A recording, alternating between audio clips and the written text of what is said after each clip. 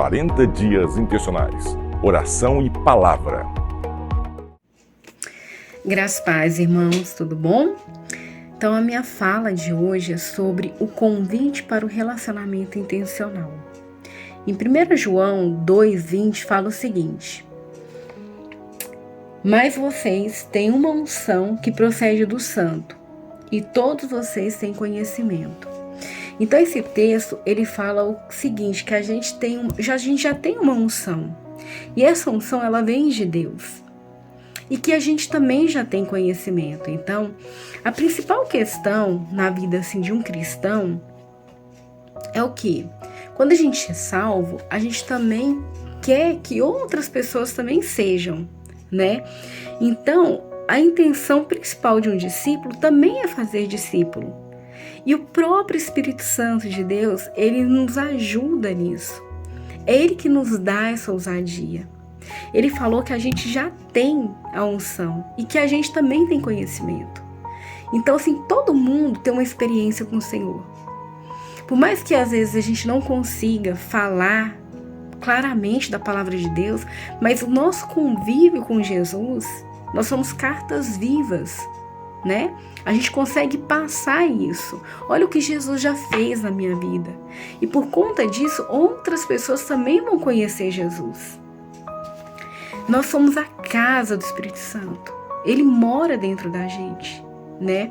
E por isso a gente tem essa capacidade de falar de Jesus para outras pessoas e fazer discípulo. E a gente faz isso de forma intencional. Qual que é a nossa intencionalidade? Livrar pessoas do inferno. Porque a gente conhece, porque a palavra diz que existe. E que a gente não quer ver ninguém padecendo. Não é verdade? Então, quando a gente gera fruto espiritual, a gente fala filhos espirituais, não é uma tarefa fácil, né? Mas ela é transformadora.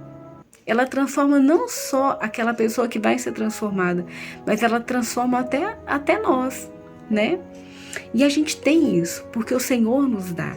Então, o que a gente tem que fazer? A gente tem que romper essa vergonha e saber que o Senhor está com a gente. É Ele que vai colocar as palavras na boca da gente.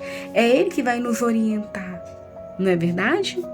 Um exemplo assim que aconteceu foi com Jesus. Ele agia de forma intencional.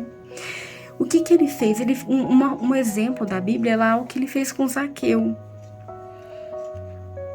Ele passou na cidade de Jericó, provavelmente para falar com Zaqueu.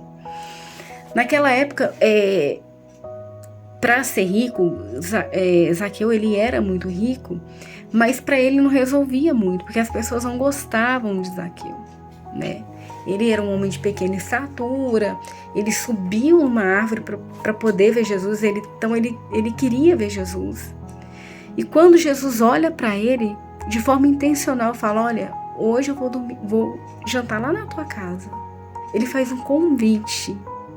Ele parte dele para ter um relacionamento intencional.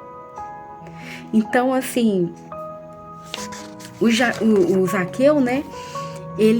Essa ação de Jesus transformou a vida dele, né? Uma pessoa que ninguém gostava, de repente, olha, eu vou comer lá na tua casa. E essa ação de Jesus transformou a vida dele. Tanto é que ele falou que devolveria 4 vezes, que ele daria tudo que ele tinha tirado das pessoas, né? A história a gente conhece. Então, o fato de a gente ter a oração e a multiplicação, achei muito interessante no texto, que sempre termina com ação. Então, assim, não adianta a gente só orar, né? A gente tem que ter uma ação, a gente tem que agir de forma intencional. E a gente faz convite para as pessoas. A gente aproveita a oportunidade que Deus dá para a gente para convidar. Às vezes não convidar para a igreja de imediato, mas para fazer um jantar. Vamos jantar lá em casa.